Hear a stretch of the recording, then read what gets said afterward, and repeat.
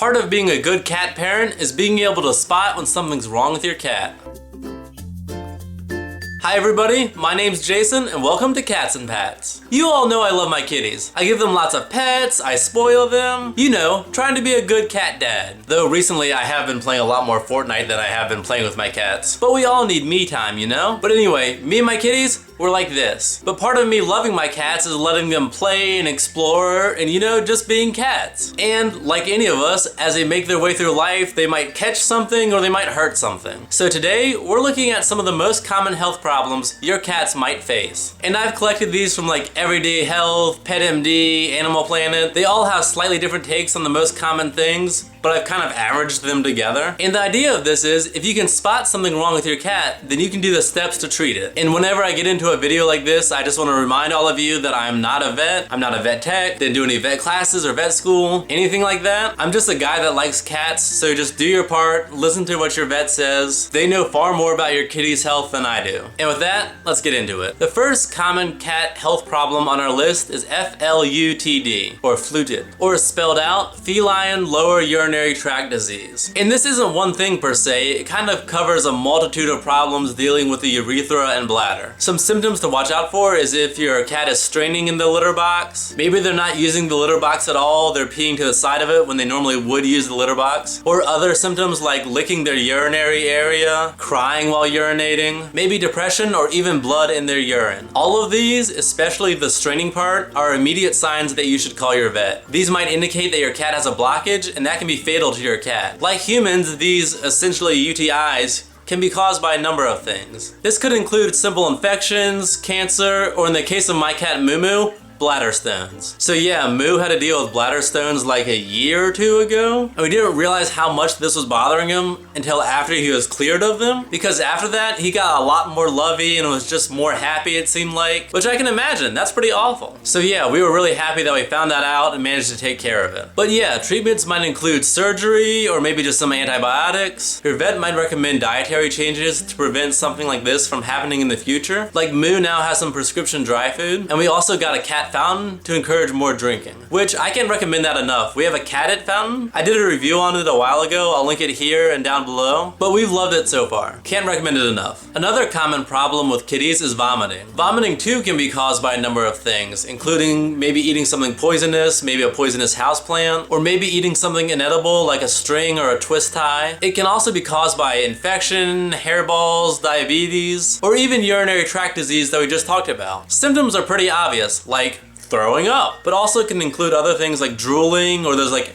abdominal dry heaves. You know what I'm talking about. It's just like that, you know, it's bad. Vomiting can make your kitty dehydrated, so make sure you have water like readily available and nearby. If it just happens once, that's not too much of a worry. However, if your cat keeps vomiting over and over, you should call your vet. They may ask you to bring in a sample, so just keep that in mind before you clean up that last mess. The next health problem that we'll probably all recognize is fleas. Fleas are an extremely common problem for cats and can affect indoor cats as well. So just because your kitty lives exclusively inside, don't think that they're protected. Symptoms are pretty obvious. You might see your cat itching and scratching a lot, maybe licking a lot. They may start to get bald spots where they've scratched a lot and like scratched off the hair. Or they may just have some red irritated spots where they've been like licking over and over. You may see flea dirt on your cat's skin, which just looks like little black spots, like little dots, pretty much just like dirt. So if you see that, that can be an indicator. Fleas can actually live up to a year, and they can be really irritating to your cat, and they can be really irritating to you, and they can cause anemia in your cat if they have a bad enough case of fleas. Some kitties, like my orange kitty, can have allergic reactions to them, which in her case causes her to itch at like a very concentrated spot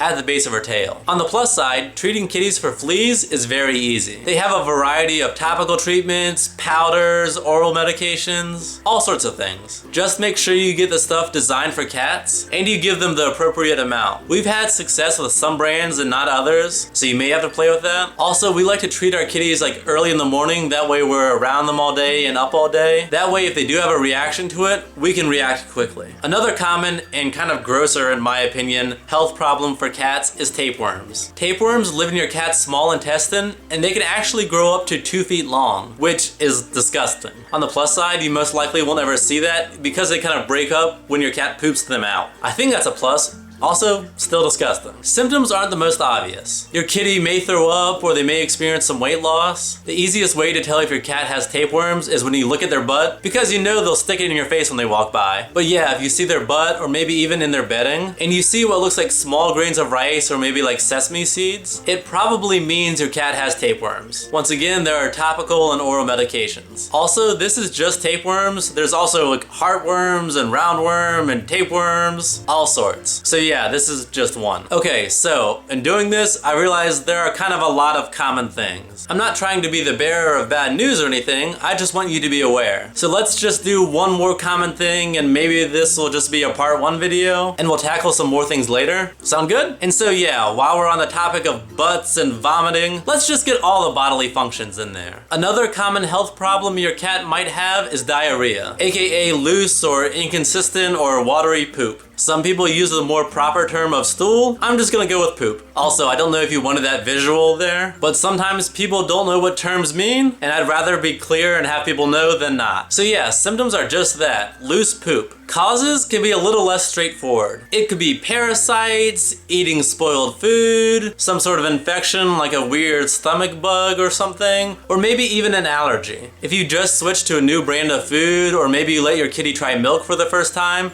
you might have found your culprit. Like vomiting, one instance is nothing to panic over. Diarrhea, just like in people, can cause your kitty to become dehydrated. Again, make sure you have clean, fresh water nearby. And once again, I'm a big fan of the cat fountain. If your kitty is experiencing repeated cases of diarrhea, you know, like it's happening many times, or maybe it's lasting a full day, then you should go see a vet. Oh yeah, even if it's just one time, but your cat is also vomiting, or if you look at the diarrhea and it's like very, very dark, which can indicate that there's blood in there, you want to call your vet as soon as possible. Like, don't wait. So once again, not to scare you, just to help you know more. I love my kitties more than anything, I know you do too, and we want to do our best by them. If you want to check out any of my other videos, there will be one linked here in just a second. And if you're new here, hit that subscribe button. Thanks for watching, and I'll see you next time.